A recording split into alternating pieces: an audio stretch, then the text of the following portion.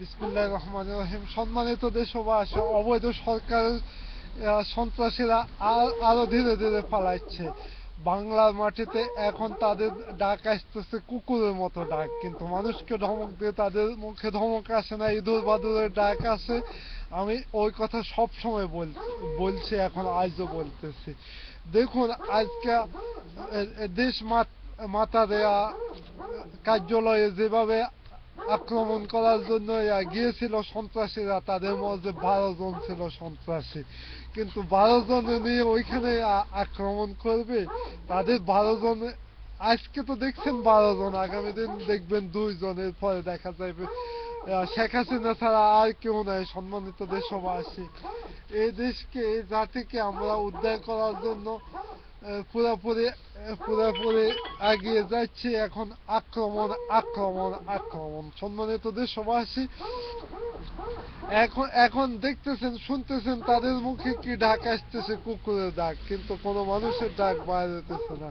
কুকুর যখন যখন বেশি ভয় পাই তখন ভাউ ভাউ করে শুধু ডাকে দেয়। সম্মানিত দেশবাসী, এখন আর আর এখন অপেক্ষা নয়, যেখানে সন্ত্রাসী সেখানে আক্রমণ আক্রমণ।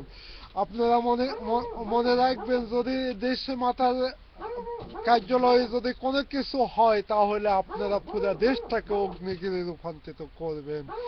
এটা আমাদের জাতীয়তাবাদের নির্দেশ। আক্রমণ আক্রমণ, দেশকে বাঁচান, জাতিকে বাঁচান। আপনারা দেখুন, এই দেশে সন্ত্রাসীদের এখন কি অবস্থা। তা এখন বাংলার গোডাউনে নাকি কোনো খাদ্য নাই, তাদের এখন পেট কমে যাচ্ছে, তাদের ঘুম হারাম হয়ে গেছে, এখন সারাদিন দুঃস্বপ্ন দেখতেছে। সম্মানিত দেশবাসী, এখন আর আর তাদের এখন দেশের সীমান্ত এলাকা দিয়ে শুধু ফালাচ্ছে ফালাচ্ছে, দৌড়াচ্ছে আর ফালাচ্ছে।